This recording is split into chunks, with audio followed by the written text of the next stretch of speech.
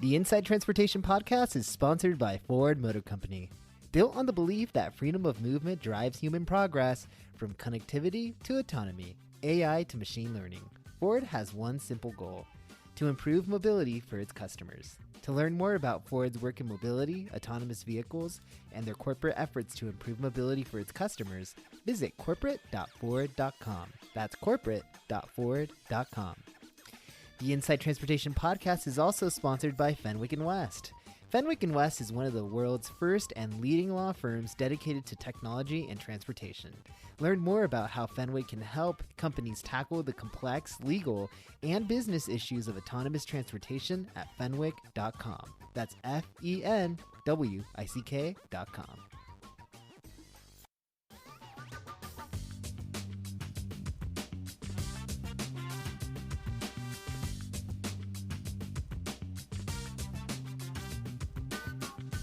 Hello, and welcome to the Inside Transportation Podcast, a production of Inside.com.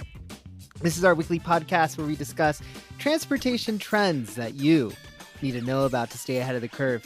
My name is Johan Moreno, and I'm the writer of the Inside Electric Vehicles and Inside Transportation newsletters, and I am joined here by my co-host, angel investor, podcaster, the man who will happily be paying for Twitter's upcoming subscription service. I guess he called it before all of us. Jason Calacanis, how's it going? It's going well. I'd pay $5 a month for it. Yeah. I mean, I think everybody should pay. They should have the option to pay for these social networks and check a box that says, don't track me. And, like that kind of a thing, because we know how much Facebook and Twitter make off each user. So just let me pay you and stop tracking me, and give me my privacy, and I'm good with it. And if I was young Jason, I'd be like, yeah, no, don't charge me. Take my data, sell it to everybody. Who cares? And $5 even for young people is, it's not too bad. I think I've seen a lot of young people kind of rebelling against Facebook and all those bigger social media networks. So we'll see what happens. Into the arms of the Chinese on TikTok. Into the arms of the CCP run TikTok. I'm kidding. Yeah. They say they're a Cayman Islands company because, Cayman Islands, sure, they have a boom in texting. Absolutely. So, once again, because Cayman Islands, it's so beautiful there that you just want to start all your companies there. Definitely not because of the tax reasons and stuff. But once again, we have a special episode where we delve into your questions about the transportation space. You've all been mailing me these questions for the past few weeks, and now we're going to get to them. But before that, real quick, to kick things off, in episode 12, which was a few episodes ago, Jason suggested we stage a fake viral video of a Tesla owner trying to fill up at a gas station. Well, sadly, we were beat to it. A user on Twitter named Rex Chapman tweeted out this video that we're going to have in our show notes of somebody driving, it appears to be a Model 3. Model 3. And Model wearing 3. A Tesla hat. Wearing a Tesla hat, and he seems to he thinks that there's like a gas cap. He's like at the gas station trying to fill up his Tesla, and he's kind of surprised to see that there's no gas. So, and he got 50,000 views for this video, and it could have been obviously staged.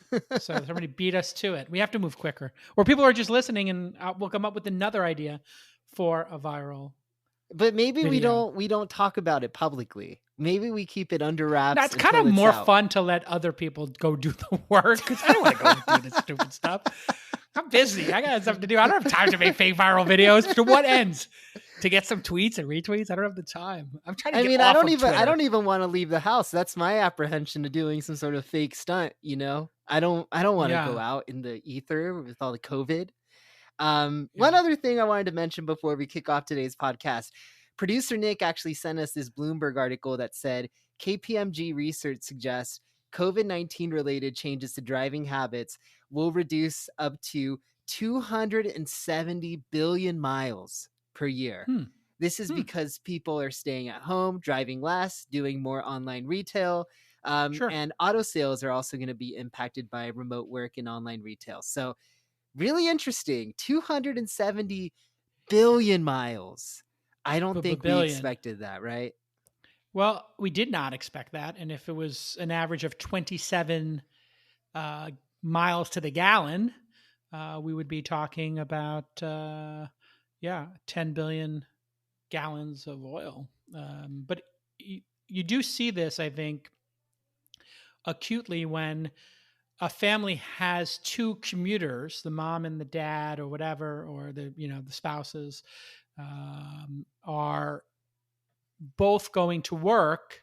They both need a car, right? Mm, Then you mhm, get a kid in the mix, and then you need a third car. mm, I'm talking about people who live in the suburbs. Now right. everybody's moving to the suburbs, and you're trapped there. And Uber and Lyft in the suburbs get a little expensive and take time to pick up. So I actually think there's a counter to car ownership. Even though miles will drop, people don't want to be what's the word, stranded, right? Yeah, because when you live in the suburbs or you live in an area like you were mentioning last week, like Lake Tahoe, right?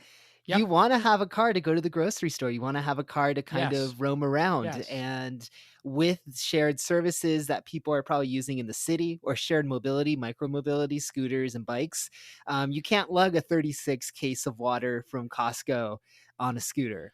You know what Yeah, I and a mean? scooter is not taking you 20 miles to Starbucks. A scooter's taking you a quarter mile or a mile to a Starbucks, right? It's a totally different experience. So I think it's one car per person, right? Per adult, Mhm. rather. Or else you're like trying to do that. I never really lived in the suburbs when I grew up or anything like that. And I live in the burbs now. And we have to have one car per adult. Yeah, of course. And then maybe one extra, you know? Speaking of So, cars, though, we did get yeah. a question from one listener who asked us about the future of online shopping and car dealerships after the COVID-19 pandemic. So, we're all familiar with how Tesla sells vehicles directly to consumers, foregoing the traditional dealership model. Other EV startups that are in the space, like Polestar and Rivian, have also committed to selling their vehicles directly to consumers. Volkswagen, a very surprising development because they're coming out with this brand new line of electric vehicles that are called the ID series, which have been delayed a little bit because of a software issue. But they're also committing to That's partnering with. reassuring. what is Well, the, I mean, what that's the exactly is thing. the We issue? have to we have to What delve exactly is into the software problem in my car? Is it the brakes, the steering? What? Jason, I kid you not. This software issue, and this is a total tangent now. This Yeah. software issue that Volkswagen has been dealing with, they had thousands of cars ready to go to be delivered in Uh-oh. November of last year, Uh-oh. right? And this Yep. software issue delayed delivery of these vehicles by like 8 months, 9 months. Well, So they're gonna. they gave Elon a hard time about manufacturing, but he got the Mhm. software right. And then like now here we have the people who know, have like the domain expertise in manufacturing getting the software wrong, right? It's hard to do both. Right, Hard to do both. and but kind of going back on track about like dealerships and stuff. I mean, Yeah. traditional dealerships have worked to make car buying more available online during the pandemic. So they did and I saw a few dealerships, have the ability to complete a whole transaction online. Because I kid you not, it's impossible in some states to do anything online. For most cases, you have to go to the Why physical is dealership that? to What is sign. the history of So these like here's the history of that. protectionist laws? Like it's so Yes. dumb. Well, first of all, when you look at the history of how automakers have set up dealership networks, they're all owned by like third party companies, right? Hmm. And the reason why it was set up that way is because, car companies don't want to put in all that capital into building dealerships. I mean, it's Yeah, it was like a expensive, right? hack. It was a hack. Yeah. Yeah. Yeah, because it's expensive. You have to have all this land to sit all these cars on. You have to build a service center. You have to build all this stuff, right? And it's Yeah. real estate. And even in some countries where, let's say, Mercedes Benz or Daimler have like facilities that they own, because it's not that franchise model across the world, right? They have some company owned dealerships. They Ah, started yeah. selling them off to third party companies because they realized it was just a lot more convenient for them to not own any of it. And it's not that different of a model from, like, let's say, fast food restaurants, right? Yeah, McDonald's, Because yeah. McDonald's is the biggest fast food chain in the world. They barely own any locations, right? They just sell them the Yeah. system. So the reason why it's structured that way, though, is because as you know, government comes into play. There's franchise laws in a lot of states, including California, that have kind of made it difficult for automakers, even if they wanted to sell vehicles directly to consumers, they could not, right? But now we're in this new era, right, Yeah. where we have to practice social distancing, physical distancing. People might not be buying as many cars in some markets. So, it kind of calls into the question, like, what's going to happen going forward with online, with like car sales? Like, how is that going to change over time? So if you have any thoughts, Jason, on that. Well, I mean, I do know every time I've gone to a dealer, I've not enjoyed it. It's a waste of time. And it's arduous and Hmm. painful, almost universally. The only time I ever had a good time was going and getting my Corvette back in the day when I bought my C6 yellow convertible.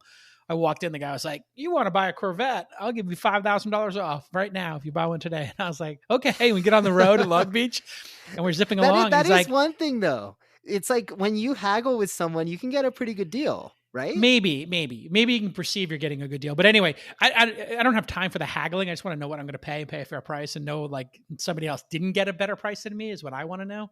Anyway, Mm. we get on the highway, and he's like, "You gonna open it up or what?" And I was going like 70, and I was like, "Really?" He's like, "Yeah, this thing's meant to go." And I was like, "Okay." And we go to 95 miles an hour in a test drive for a Corvette. I was like, "God bless you, man. This guy knows how to sell a Corvette." Did you rip it on PCH? What was the No, route? I was on a 405, just zipping up and down in Long Beach. He's just like, "Open it up. Yeah, use the Tiptronic. Let's go."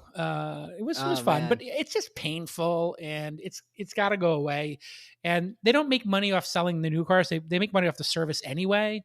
But it's right. just total inefficiency, and it it just shows how ambitious Tesla has been in trying to do the full stack, right? Yeah, And and how much more delighting it is to be a customer of Tesla. Like when I have just trading in my Model 3 for the Y was so easy. You take a couple pictures of the car, and I think it's just gotten easier and easier to own the car. Taking friction out is what tech companies do best. And there is no right. more friction than going to a dealership with salespeople. Like, what is the point of a salesperson? Like, it's would you have a salesperson sell you like, I don't know, your groceries? Like imagine going and haggling when you every time you bought groceries, how painful that would be. When you want to buy a pair of sneakers, you haggle over the price. Like it just doesn't Ugh. make any sense. Like I don't want to haggle over the price of anything. Just give me the fair price. I order it online. I got the lowest price. That's it. And then you think about how millennials are buying products, right? Which is, everyone's thinking about millennials and Gen Z and the next generation of how we're Ugh. making people buy stuff. And you think about how easy it is to order something off of Amazon, literally Yeah. anything you can think about with the click of one button. Yet when it comes to buying a big ticket item like a car, there's only like one or two companies out there that actually let you, start the transaction from beginning to end online. But my question to you, Jason, this might be kind of interesting. Do you think Amazon's ever going to try to get involved in the car space or the auto space, try to sell cars directly to consumers I on mean, Amazon? eBay has a huge business in eBay autos, right? So much so that they made, I believe it's got its own domain name. I remember that was a big controversy that eBay Motors. No, eBay Motors is still under the eBay domain name. I remember like the eBay Motors experience. There was a moment in time where they were like going to spin it out as its own company, I believe, and Mm, they were really trying to make this like, um, they have their own app. So they do. I just I'm on their website, and they have an app. Innovative experience for unique vehicles. Test drive the app built for auto enthusiasts. So they built their own app for eBay right. Motors. So it's just some experiences are so all encompassing. You want to give them all of your attention. So yeah, sure, of course they would. Yes, I mean they're selling. I think they're selling furniture. Obviously, that's a big ticket item. And they were selling those in-law units that you put in your backyard, like the giant sheds, but like little mini houses. So yeah, Yeah. of course, why not? Amazon could sell it. Really, the thing is, I think about all the opportunities where, let's say, you bought the Ford Bronco, you had it for 3 years, you put a lot of miles on it, Mhm. and they now know that there's a market for that car amongst a group of people who want to pay a decent price for it. They don't mind it having mileage because it lasts a long time. It's got good reliability.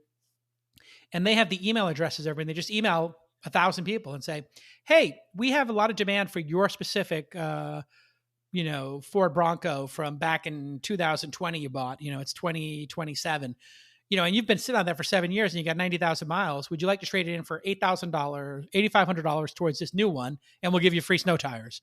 Like, they could do dynamic stuff like that if they actually knew the customer and knew the number of miles on their car. They could be giving them those upsell offers like on their phones or by email, right? Yeah, and they have all that data too, as far as like what they buy on Amazon. If you're thinking about like Amazon potentially getting into the space, they know if, Ski let's say, you're equipment. buying a bunch of products, Yeah. that are like for babies, they might target a family size car, right? Yeah. So it's kind of scary when you think about it, because it's like, I think that they're that one force that has yet to kind of come into the space where that can absolutely dominate. And They can tried to just do it take, they tried to do it mobile phones. I don't know if anybody buys their mobile phone from Amazon. I don't know if people buy. are you talking about like the Fire Phone, or remember like that cell one? phones? No, they tried to have like a Yeah. cell phone Oh, section where you could pick. It was supposed to be a big deal. You'd pick your provider, AT&T or Verizon, pick your phone, and they were going to make it work better than anybody. I don't know anybody who's ever bought, you know, their service or phone anything but direct from Verizon, right? There's another place where stores, like, what is the point of their being Verizon stores, right? It makes no sense. Like, why do they have all this infrastructure and retail? It's a waste. And like, I ordered my iPhone when I upgraded online, and I ordered my Google Fi phone. I always have an Android and a regular iPhone because I'm in the tech business. I have to know both platforms. I'll just order whatever the latest Pixel is from Google Fi, and they just send it. Done. right. It's easy Well, peasy. older people, I think, are the reason why they still have retail stores. Are there any of those left? I'm an alum. Look, I'm an alum of Radio Shack. I used to work at Radio Shack, and I used to sell. I was a Rest in cell peace. phone sales champion. Rest in peace, Radio Shack. You were a consultant? Although once I actually saw, I think there's still a few franchise Radio Shack stores. I saw one Really? in the middle of nowhere in Idaho near Sun Valley. And there is a Radio Shack there. So if anyone's interested in visiting, think somewhere, just look up Idaho. But yes, when we come back from our break on the Inside Transportation podcast, we're delving into your questions. So these are all questions, brought up to you by our listeners, and we're going to be talking about about VTOLs. Is the public ready for VTOLs? We'll be talking about that when we come back on the Inside Transportation podcast. Stay tuned. Hey, everybody. Just want to let you know that this episode of Inside Transportation is sponsored by our friends at the Ford Motor Company. Built on the belief that freedom of movement drives human progress from connectivity to autonomy, Ford has one simple goal, and that's to improve the mobility of its customers. Ford has been using technology to shape the future of transportation for over 100 years and is dedicated to solving the world's most pressing mobility issues. What you might not know is that Ford has a series of divisions that make these visions a reality. Ford X is Ford's venture incubator that unites entrepreneurs, designers, and engineers to shape the future of transportation. Ford's City Innovations team brings innovative ideas to life through community workshops, crowdsourcing initiatives, and citywide mobility challenges. And Spin, a property of Ford, brings e-scooter sharing to cities and college campuses. So here's your call to action. To learn more about Ford's work in mobility, autonomous vehicles, and their global efforts to improve mobility for its customers, visit corporate.ford.com. That's corporate.ford.com. Thanks again to Ford for sponsoring independent media like this podcast. And we're back on the Inside Transportation podcast. Johan and Jason chopping up your questions. These are all listener submitted questions. One listener asked us whether the public will be ready for VTOLs and autonomous VTOLs when they're ready for release. A Wall Street Journal article I was reading said that the future of VTOLs lives and dies with public perception of VTOL safety. So there was actually this urban air mobility market study that was presented to NASA last year. And the research found that there were some potential challenges in convincing consumers to take advantage of VTOL service. So some consumers said that they were worried about VTOL safety and security screenings. There is not a lot of details as far as what security screenings would be at VTOL base stations, while also consumers are preferring, air mobility for longer trips and, short distance. I mean, a lot of the VTOL promise right now is getting people around traffic. And, in a lot of major cities right now, there's not a lot of traffic. So it's kind of interesting to see how that's going to affect the development of this. Airbus also conducted research on public perception of VTOLs, and they found that nearly 56% of consumers are concerned about safety. About 50% of consumers are worried about the sound generated from the aircraft, and about 48% are concerned about the volume from VTOL sound. The least concerning aspect is the landing space of the aircraft. And we've seen a lot of these proposals have these base stations on the top of buildings in like downtown areas throughout the world and stuff like that. Although Uber does see VTOLs as safer than conventional helicopters because of the fixed routes between skyports. So Jason, do you think that the public is ready for VTOLs? I'll share some of my thoughts afterwards. Yeah, so I think this is going to be a matter of the early locations and the early routes is going to be very important to pick these wisely. And I think people are very open to new forms of transportation. You see that with people embracing autopilot and that kind of stuff. It'll just be a matter of, God forbid, there's some very high profile accident, because a high profile accident can change everything.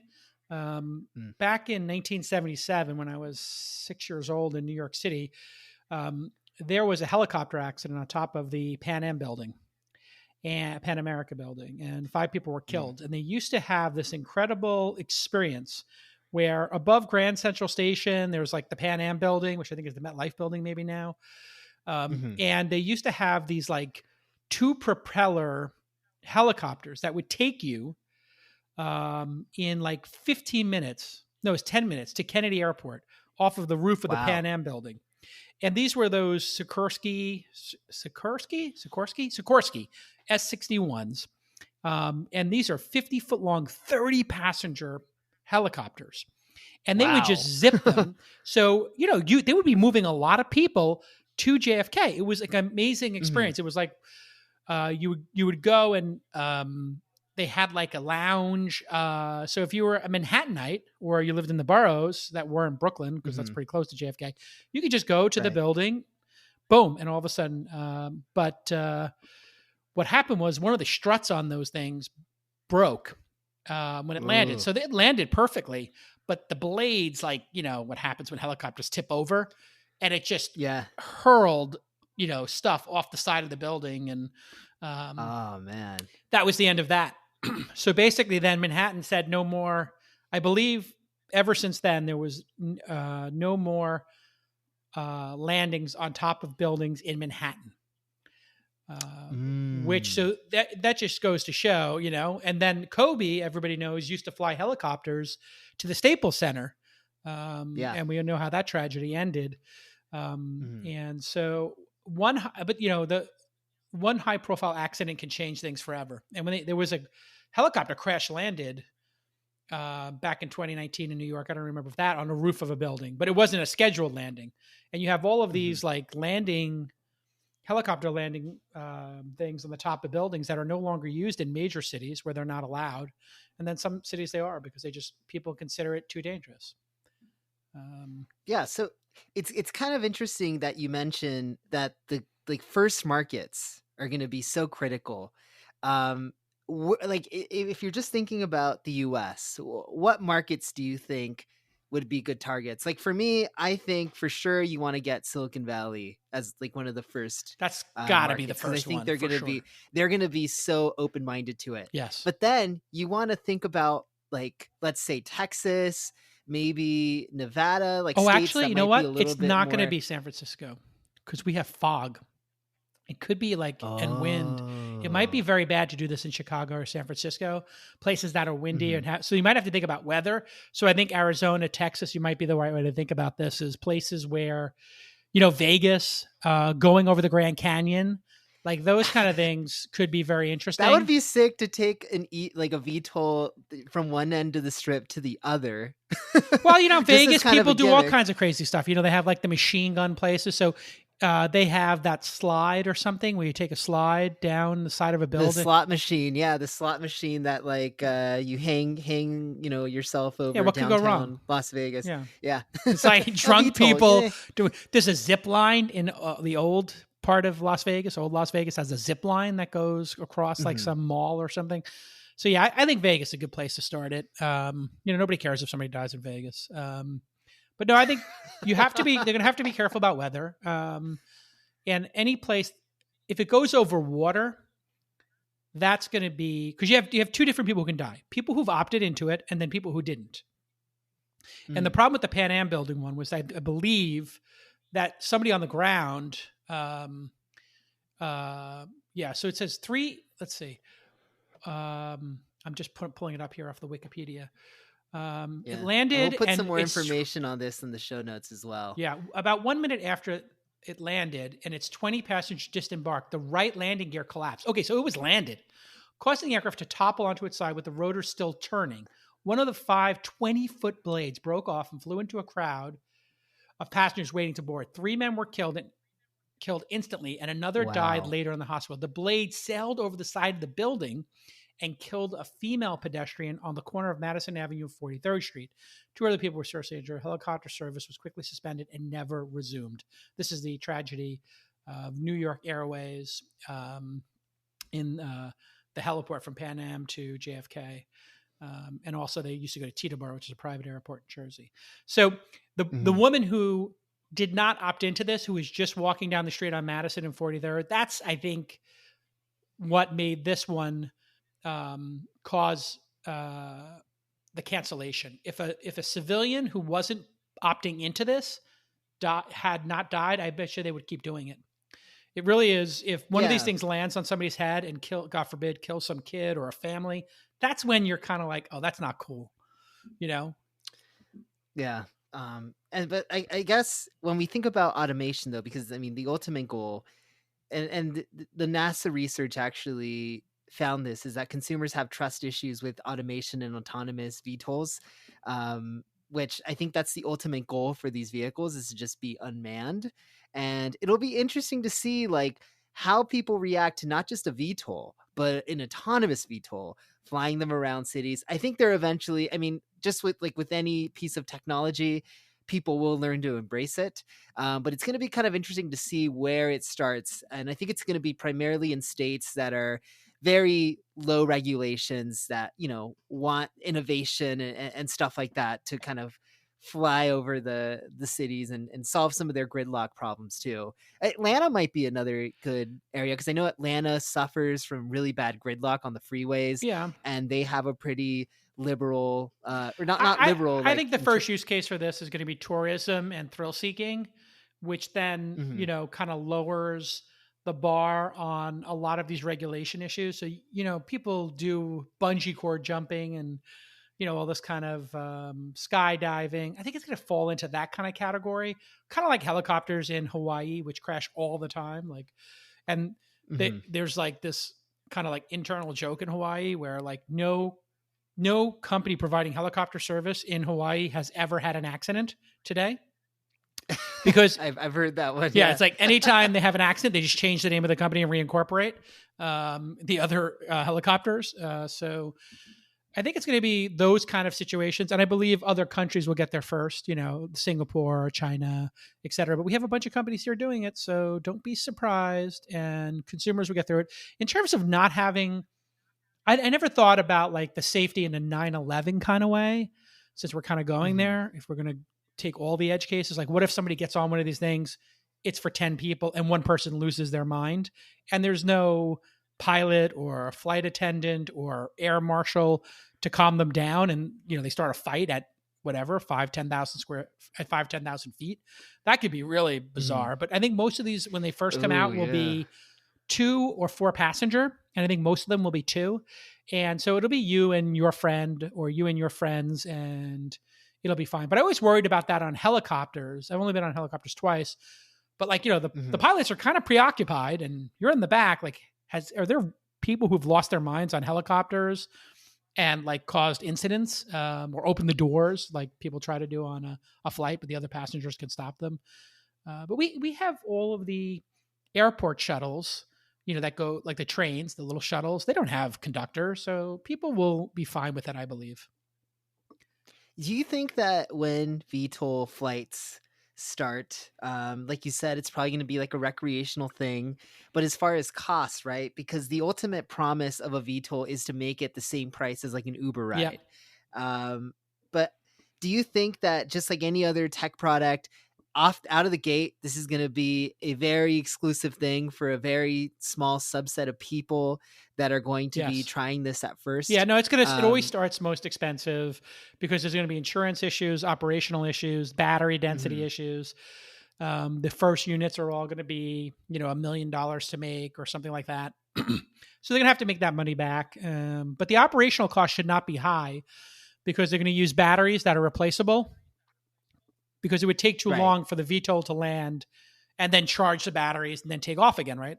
Even with supercharging stations. So what I've seen in the mock-ups, because I've been pitched on these as investments, is they land, they kind of go along a conveyor belt. The battery pack comes out one side, a new battery goes in the other side, and they're ready to take off again. So they would, because they're autonomous, without a pilot, the cost should be very low to operate Mhm. these, right?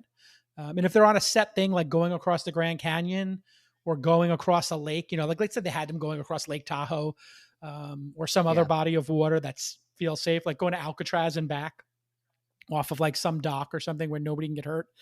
I think, or it's if one of these things does crash, it's gonna go from 2,000 feet in the air, 3,000 feet in the air, and come down, land in the water. A couple of pontoons come out, and probably people survive, right? So Yeah. I think they're going to do some sort of safe route like that, and they'll ease people into it. Yeah. I think so too. And to some point, I think there's going to have to be a formal introduction for most people to this type of technology. So it might be that it's actually kind of affordable initially because people just want, I mean, these companies are probably just going to That's true want people too. to Just experience experience it. Yeah. this All too. right. Would you do it So I in think it's year? either going to go, What year would you feel most comfortable in doing this in the United States, assuming the track record is there's been no accident, no deaths, right? Maybe there's been one Mhm, emergency landing. Okay, so I'm setting the stage. There's been one mhm. emergency landing, and it had to Only land one. in the water, and everybody caught it on video. It just landed in the water safely, and they got picked up by a boat, no problem. But no crashes, no deaths, and they've been running every day, going to Alcatraz Island and back, or across the Grand Canyon. What year would you feel safe doing it in operation? Look, I would do it the minute it's You would available do to it year me, one. You're year one. I'm because not year I would one. do it year one. I'm not year Yes. What one. about you? I'm like year three. What? Yeah. Huh. Only because I have three kids.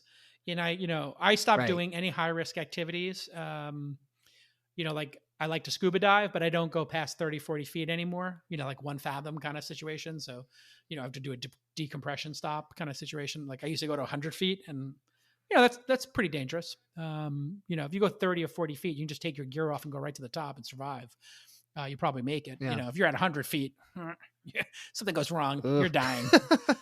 So I don't ride motorcycles anymore for that reason.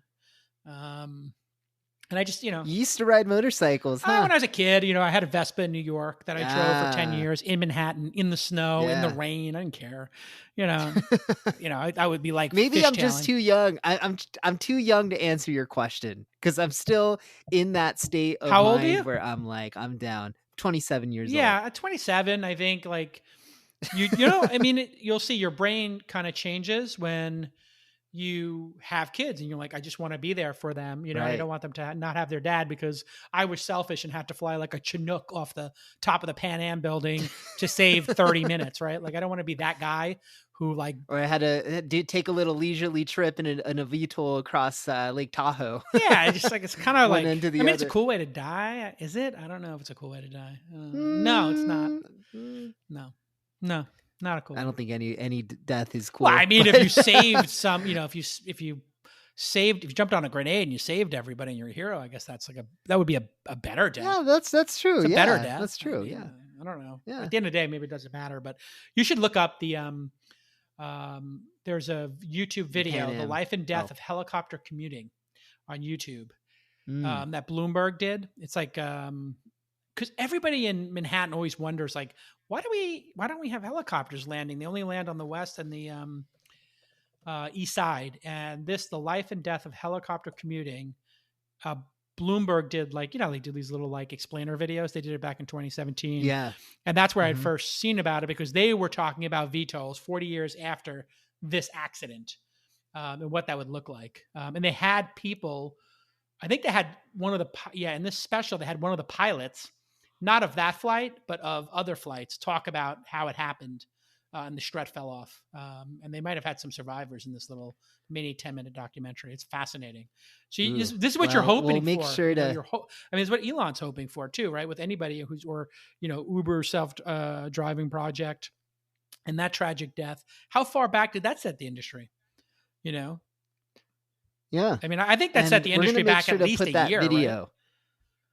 Oh, minimum. I mean, a year, if not 2 years, right? And especially Uber, which basically they paused operations for a while, and every other company followed suit right after that accident, which was crazy. Well, because it didn't just affect Uber, but it was every other company that was developing some sort of automated driving technology. They all took a step back, and they were like, "No, this isn't the right time," which is interesting because obviously, as we learned, Uber's tech wasn't up to par with their competitors. There was at that point. The safety. Their tech was in development, and the safety driver was looking at their phone while on camera, which is why they should always have two safety drivers. Because it turns out what Google found out when they had one safety driver was no matter how many times they told them, "There's a camera recording you, please don't look at your phone," they still did. When you had two people, it's like a pilots where they check on each other. And they act as a check. If you're a pilot, and you're the co-pilot, you're not going to screw around, because the co-pilot's like, "What are you doing?" Right? There's the social pressure. So none of those early self-driving tests should have been done without two folks, in my mind. Right. Makes sense, though. It makes a lot of sense. And the other companies had no choice but to, before we go to commercial, the other companies had no choice, because what if there was a back-to-back accident, right? And then it's like, ooh. So that would be like the helicopter, the VTOL crashes on the way to, Alcatraz, if that was the run that was being done, and nobody, and one person dies. And then they're still running with the Grand Canyon. The next week, one person dies. Now the industry's iced for a decade, right? Like, who's getting in one if two go down in a week, or the same time period? It's weird when you think about human psychology, but two tragedies occurring in a short period of time would be more. They become connected to one another. Now it's like a trend in people's mind, and the whole technology, even if it was just bad luck statistically, it's not bad luck statistically in the consumer's mind. It's a trend. Right. And we're going to put that video in the show notes. We have this brand new Notion page where you can see all our show notes. There's links, videos, images, stuff like that. So you can see that if you're listening to this on a podcast platform like Apple Podcasts, it's actually, the link is in your app. So just find the link there. Note for you can access all the show life notes and death there. Of helicopter commuting video in the topic too. Because I have the Notion page up too. I'm editing it as we go. Yeah, there we go. We're all a fan of Notion. Thank you. Cool. Great service. But when we come back, we're going to be talking about cruise ships. Is it the end of the cruise ship as we know it with COVID-19? Stay tuned. Hey, everybody, let me take a moment to thank Fenwick & West. They're one of the world's first and leading law firms dedicated to technology and life sciences. They operate in the fast lane of innovation where ideas often outpace changes in the law.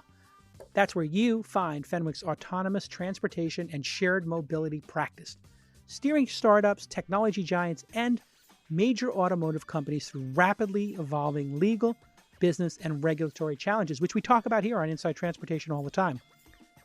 A Silicon Valley original, Fenwick is a national law firm with offices in Mountain View, San Francisco, Seattle, New York, Santa Monica, and even Shanghai.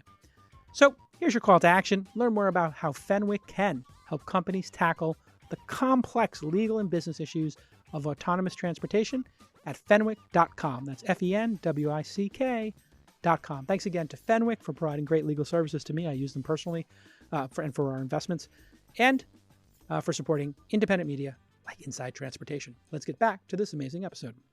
And we're back on the Inside Transportation podcast, talking about taking all your questions. These are all your questions that you emailed me throughout the weeks. in our mailbag episode, and somebody asked about cruise ships. Ugh. So the CDC recently extended a ban on cruise ship sailings until the end of September. Some cruise ships had hoped to begin sailing again by August, but obviously, as we all know, COVID-19 cases in the US continued to rise. This was a really interesting piece of news I read last week, is that the CDC acknowledged that cruise ships helped spread COVID-19, and the agency committed 38,000 hours managing the pandemic coming from ships. Wow, these guys are and as real we've rocket seen scientists, construction huh? Oh, really? The cruise ships, when everybody got off on the dock and they all had it, that was the indication that it might have been the cruise ship? Okay, got it. Yeah. It's like construction efforts on the largest. Have you seen this cruise ship, Jason? It's huge. It's called Wonder of the Seas, and they had hoped to launch it in China, and they, are pausing all construction efforts on that. This is while Carnival has also sent ships to the scrapyard. So, where's the future of the cruise ship, Okay, Jason? Do you think people are going to be okay with this? I just want to be clear. I am a never cruiser. I have like 3 basic rules in life: no cruises, no buffets, and no all-you-can-eat sushi.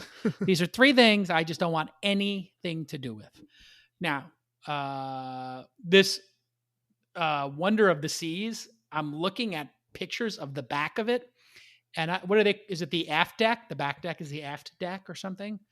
It is unbelievable looking. Like, I can't believe that this is being made, and you can actually see a picture of it under construction. I will show you this picture. Oh wait, I'm going to copy this picture into the Notion of it under construction. There we go. Let's see if it works. It did. Okay, you see it there in the Notion page? Look at the back deck. I guess that's the aft or whatever. It's got like, what is the, how many there's like some. That's incredible. The back wow. that's a pool with a bunch of like Coliseum style seatings. And then there's 1, 2, 3, 4, 5, 6, 7, 8 decks above it. In like, I guess you could have a concert there or something. Maybe it's for concerts on the back of the boat. I think it's going to be over for a couple of years. They're all going to go bankrupt, and they should not get bailed out from America, because all these cruise ships, the American ones, supposedly American ones, all, since they're cruise companies, base themselves in other countries and don't pay taxes, right? Like the Cayman Islands. Right. And then they're like, oh, can we get a bailout? And it's like, didn't you do the tax loophole or go to it's not really a loophole. They're within their right as a cruise company to base themselves on an island. I mean, that seems actually quite logical. But you don't get to then go to the United States where your customers are and then ask us to bail you out. So I hate cruises. I've never been on one. I think it's like, it's everything I hate, right? Like, the people who go to it are like, oh, it's incredible. All you can eat crab claws. And I'm just like, okay, anytime anything is all, it's like Vegas on a boat. Right. And you know what I hate about Vegas is, like, I hate having to walk through the lobby of the casino, right? And so I like to stay at what used to be the Mandarin Oriental next to the Aria, because there's no casino. Oh yes, it's so much nicer, right. And it's it's like marginally more expensive, like $50 more a night. And I still like the Aria, but I preferred that because you didn't have to go through a smoky casino. So I hate cruises. I'm glad they're over. I have no interest. Maybe like the Disney cruises, I got marginally interested in a Disney cruise. Because I had kids. Because of your girls? Because my girls, yeah. like, and I was like thinking about it. I was like, nah, I just literally, like, I don't want to be on that cruise ship that flipped over. You remember the one in Italy? I forgot the name of that one. Talking about tragedies. There was someone that the guy, like, the captain knocked the ship over and went over the side, and then the captain left the ship. Remember that? He abandoned ship. The Costa Concordia. The Costa Concordia. That was tragedy. the name of it. And did you ever see what they had to do to lift it back up? The guy just basically ran into the rocks. I didn't. They had to put They had to like have scuba divers go under, put flotation things under there, and like return it over. But people died, and the captain abandoned ship. He abandoned ship after he shipwrecked it. Have you been on a cruise, and would you go on a cruise? Never been on a cruise. Anything appealing about that? Would I go on a cruise? Ever thought about it? I mean, have you seen that new Virgin cruise ship line, like the Virgin Cruises? Have you seen that? So Richard Branson Oh came up yeah. with a cruise line before all of this happened, and it's very geared to millennials. But like, no, I wouldn't take a cruise. Yeah. It's not worth Well, and it. then people are It's like, not "Oh, you worth know what it. I love about my cruise? It's all you can drink." I'm like, "All you can eat, all you can drink, like what do they call that? Like bottomless margaritas or whatever, bottomless." Bottomless Yeah, no. mimosas or No, whatever. not Yeah, interested. Not anything bottomless gluttonous, I'm bubbles. not interested in. Like gluttony as a marketing tool for me is just falls flat. Yeah, I mean, I think as we've kind of discussed this, right? When you're thinking about travel trends and how people are going to be spending their time recreationally in vehicles or boats or whatever it is, it's going to be a lot of camping. It's going to be a lot of, RVs, living in a van, van RVs. life. I mean, that's the new era. So I think COVID-19 is going to mark a shift where people are going to go from more collective forms of entertainment or transportation to more Sure. individualized but sustainable, right? So like we're kind of seeing people shift from public transit to like scooters, maybe more personalized public transit options like these shuttle vans that are kind of coming out.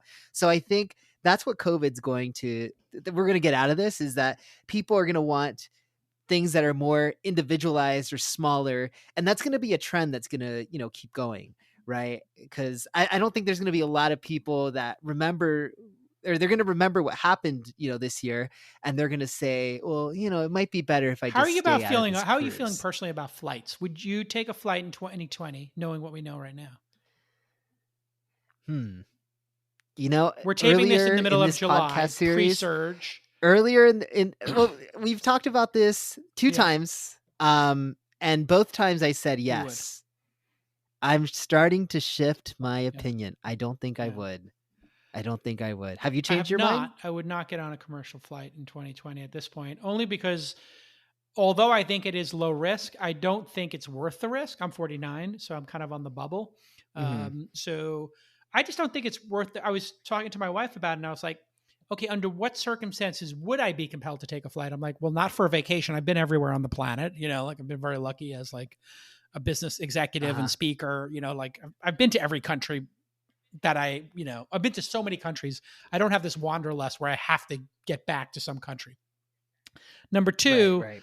like, would I go to close a business deal? That's when I previously got on a flight. Well, I don't need to close any more business Yeah. deals. Like, I'm in pretty good shape and they're all occurring on Zoom. So nobody wants me to travel. Like, Right. it used to be people were like, if you want my business, you got to travel, son. You got to meet me where I Mm. am. Come to Texas. Like, okay, I'm dragging myself to Baltimore or, Boston to go get money, like I'd have to go there, right? It's a shot of respect. And now people are like, don't get on a flight. I don't want you to risk it. And then the other thing is like, maybe I want to go skiing or do an activity. It's like, well, I can just drive. So I think it's just all That's going to be true. about driving. I think the airlines are going to have serious problems. I mean, they already do.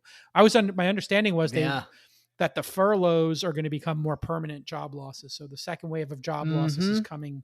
Somebody was telling me they have people in their family who are all like in something August or September 1st, they're all getting laid off if the airlines don't turn Yeah, around. I think I'm seeing some high numbers like 50-60% of, staffs at United and American Terrible. Airlines and all these big airlines are going to be cut.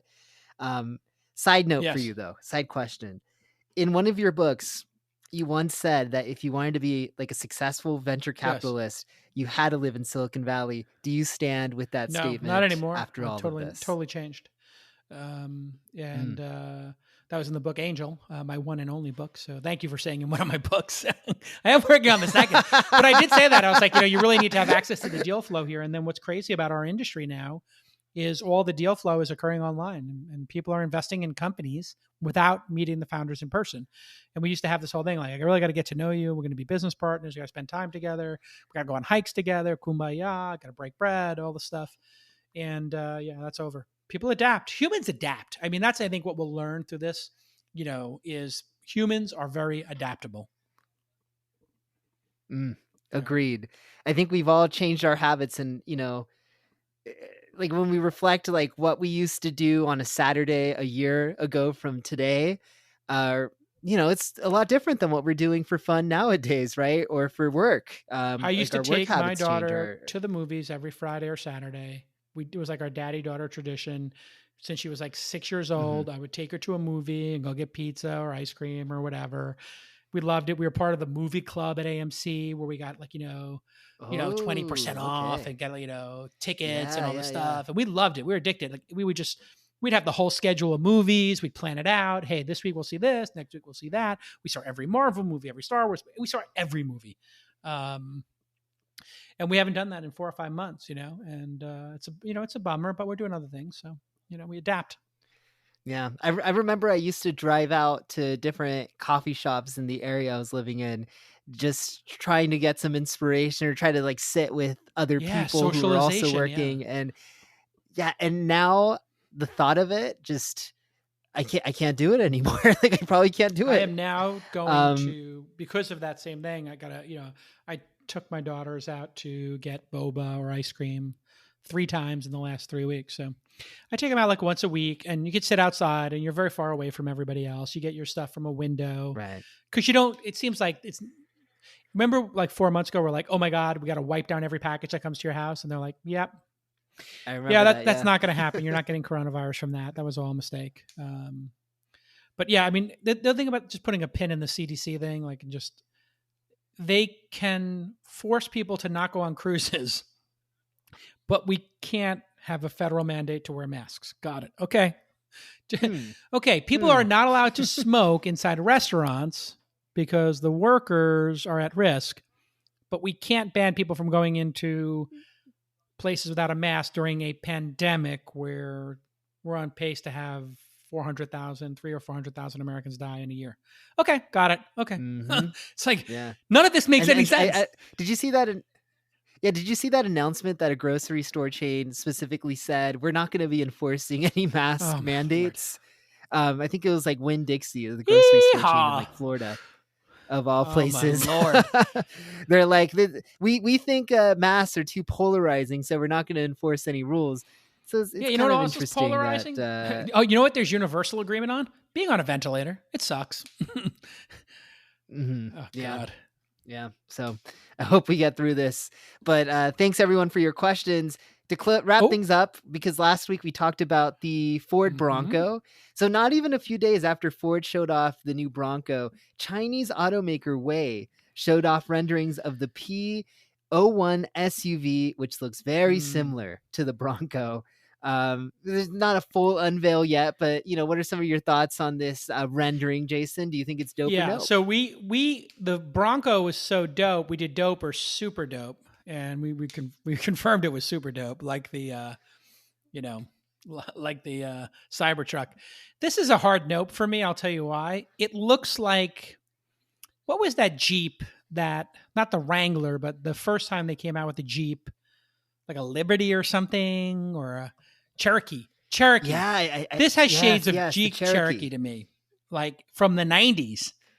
Like when you look at from the back, it looks exactly like a Jeep Cherokee, does it not?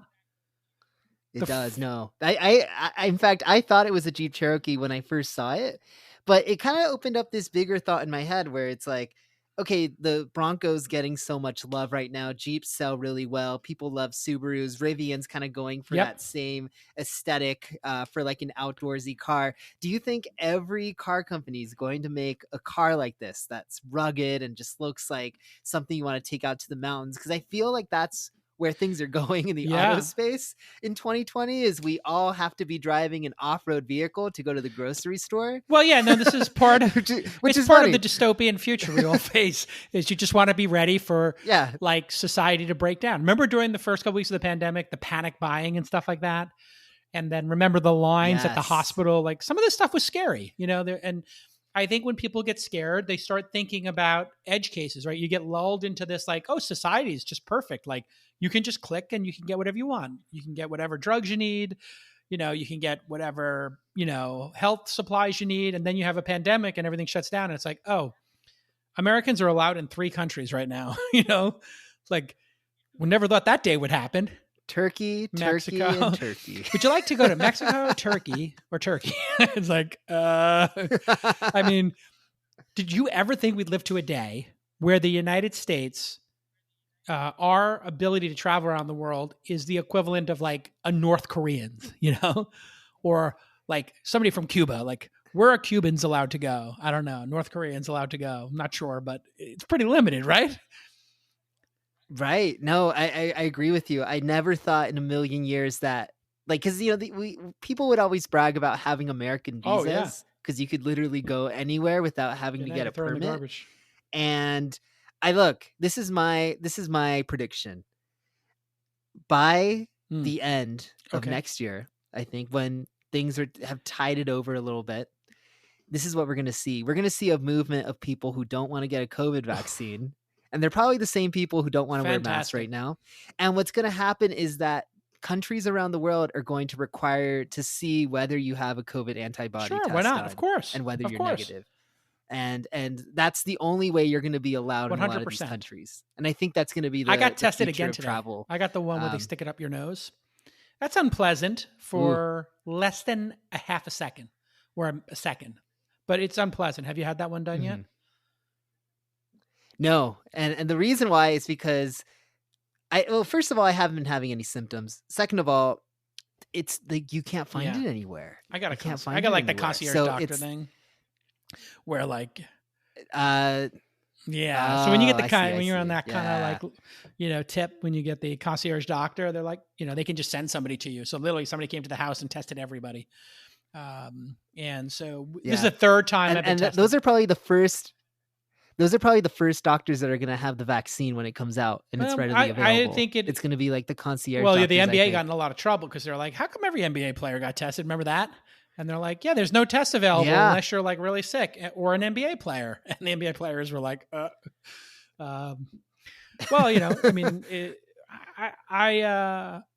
I did 2 blood tests back in the day, like 2 months ago. And then I just did the first time the swab test. I'm just trying to be extra vigilant. And then I'm thinking about when things reopening. I wanted to make sure I had taken every test so I understood the process. And, I'm feeling mildly optimistic about the news coming out about the vaccines, but I do think people are going to carry with them, there will be some number of Americans, like 35%, that don't take this vaccine.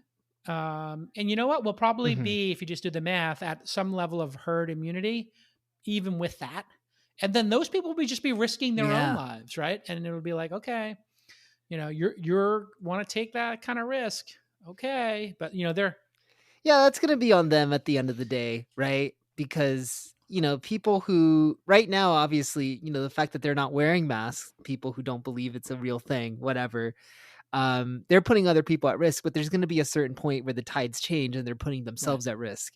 And then at that point, it's like, well, now we're just getting to the Darwin it's on Awards. you. If you don't want to follow the rules, go ahead. So this is not anyway, dope. This is like, it would be dope if the Jeep, what was the one I said? The Jeep, what was the? Oh, Cherokee. If the Jeep Cherokee Jeep, never existed, Cherokee. This would be dope. And if it was 1994, it'd be dope. But it's not 1994. But I do think that it's awesome that people are making inspiring products in the automotive space.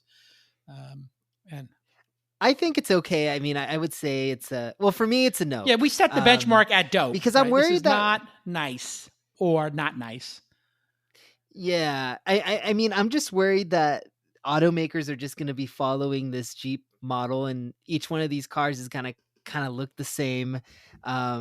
So I want more striking designs. I want something kind of interesting. I mean, I guess for a Chinese automaker, if they're trying to compete with Jeep or trying to compete with Subaru, whatever works for them. But it's always interesting when you see a design that's truly radical, like we've seen with some of these Chinese automakers making really interesting cars.